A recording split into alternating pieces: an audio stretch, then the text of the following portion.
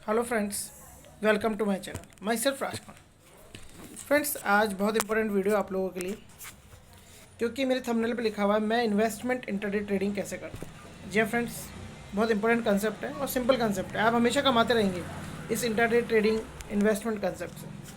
Friends, सबसे पहले तो एक अच्छा शेयर छांटिए जो कि डाउनफॉल लेवल पर हो, जिसमें कि आपको लगे कि हाँ, इसमें इन्वेस्टमेंट करने के बाद में शेयर का ज़ीरो होना नामुमकिन सा हो। फ्रेंड्स, मेरे बहुत सारे शेयर्स ऐसे हैं जिनमें कि मैं इन्वेस्टमेंट इंटरडे ट्रेडिंग करता हूँ, लेकिन फिर भी मैं एक उदाहरण के लिए एक शेयर आपको बताता हूँ या दो शेयर आपको बताता हूँ, जैसे कि यूनियन बैंक और पीएनबी बैंक। ये दोनों ही शेयर बिलो रुपीज़ जब 35 लेवल पे थे, आज के 1 साल 1.5 साल 1.25 साल पहले, मतलब कि मैं एग्जैक्ट डेट नहीं बता पा रहा हूँ आपको, लेकिन इनका लेवल्स बिलो रुपीज़ 35 था दोनों ही शेयर्स का। आप लोग भी जानते होंगे। अब जिनमें मुझे इंट्राडे ट्रेडिंग भी करनी हो और लॉन्ग टर्म तक के लिए मुझे अपने शेयर्स 1000 मिनिमम रखने भी हैं, तो मैं उनमें 2500 शेयर खरीदता हूँ हमेशा। कितने शेयर? 2500 शेयर। फ्रेंड्स, हम पीएनबी को लेकर के चलते हैं। पीएनबी 34 रुपये मैंने 2500 शेयर खरीदे थे। ठीक है फ्रेंड्स। अब इसमें क्या होता है फ्रेंड्स कि मान लीजिए मैंने 2500 शेयर खरीद लिए, 500 शेयर का मैं बैकअप रखूँगा।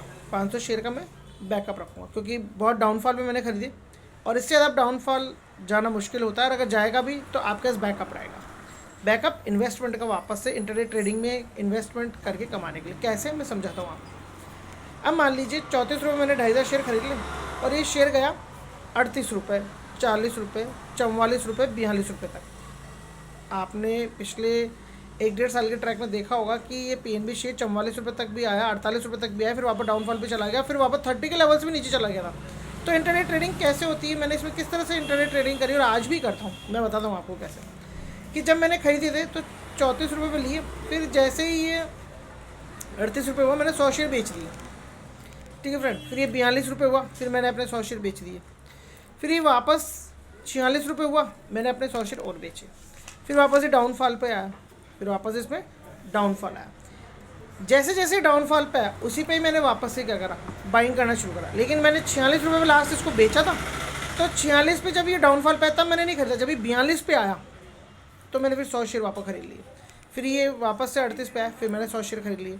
फिर वापस से ये 34 पे आया, तब मैंने वापस नहीं खरीदा, क्योंकि मैंने कुछ शेयर्स बेचे और कुछ शेयर खरीदे। अब मेरे पास और शेयर खरीदने के लिए थोड़ा सा बैकअप है। कैसे? क्योंकि मैंने 4 बार बेच दी थी 400 शेयर और खरीदे तो 3 बार ही खरीदे। अभी 100 शेयर का बैकअप है। 34 पे मैं नहीं लूँगा। अब ये डाउन गया 30 पे, 30 से भी जो नीचे चला गया, तो मैंने फिर खरीदे, मैंने फिर शेयर खरीदे 100। अगर ये 25 तक चला जाता ना फ्रेंड्स, तो मेरे पास 500 शेयर का बैकअप था, यानी कि मुझे 500 शेयर और लेने थे, क्योंकि 3000 शेयर मैं रखता हूँ जिनमें भी इंटरडे ट्रेडिंग इन्वेस्टमेंट, और प्लस मुझे फ्यूचर में 1000 शेयर तो कम से कम इतना स्टॉक तो आगे लेकर के जाना ही है। तो फ्रेंड्स, ये गया ही नहीं 25 तक जब मैंने खरीदा उसके बाद, नहीं तो मैं 500 शेयर और लेता। और आज भी नहीं ली मैंने, मेरे पास 2500 का ही स्टॉक के हिसाब से मैंने इसको परचेज़ किया था और वापस से और 500 शेयर नहीं खरीदे। लेकिन हाँ, इंटरडे के हिसाब से फिर मैंने 30 रुपये पे 100 और ले लिए।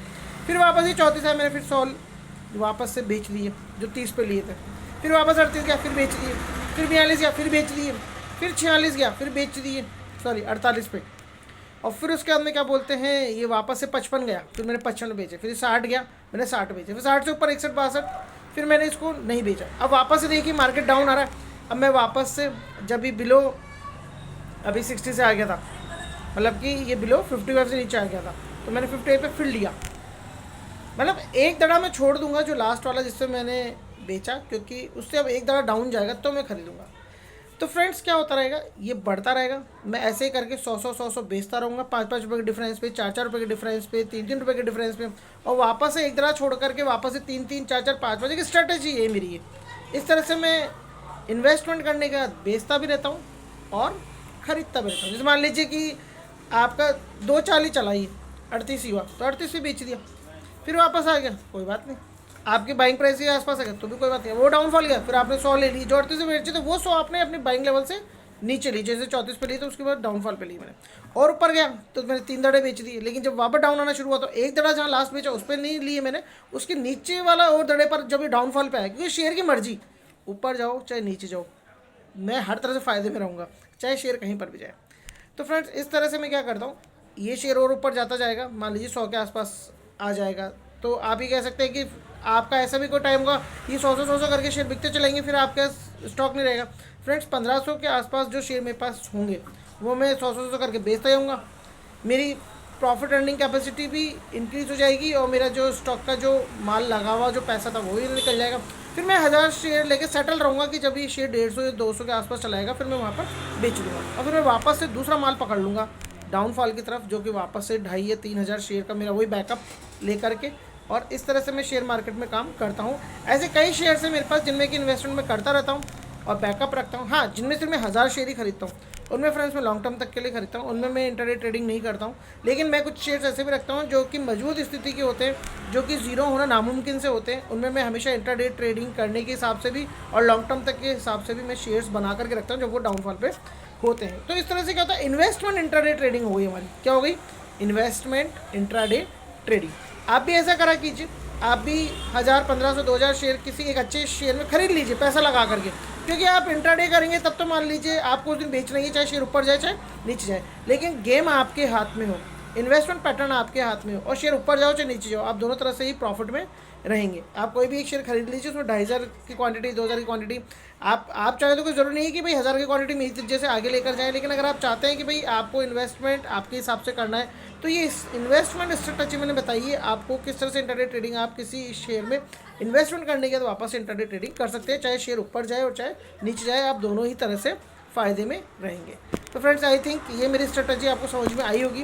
प्लानिंग आपको अपने आप करनी है, किस हिसाब से 2-2 रुपये की डिफरेंस है, 4-4 रुपये की डिफरेंस है, 5-5 रुपये की डिफरेंस है, 10-10 रुपये डिफरेंस है, कैसे आपको बेचना है आप जाने, आपका काम जाने, आप अपने हिसाब से स्ट्रेटजी फॉलो करें।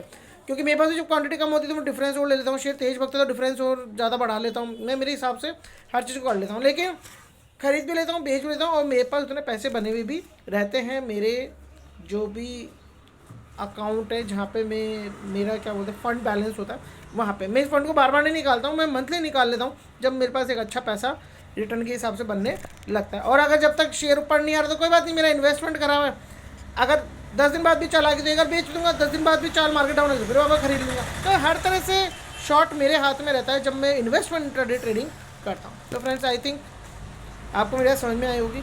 Thanks for watching, have a nice time. बन रही है मेरे चैनल पे, व्यूज़ लेते रहिए, जानकारी हासिल करते रहिए कि मैं किस तरह से शेयर मार्केट में काम करता हूँ और इन्वेस्टमेंट पोर्टफोलियो बना करके इन्वेस्टमेंट करके इनकम जनरेट करता हूँ।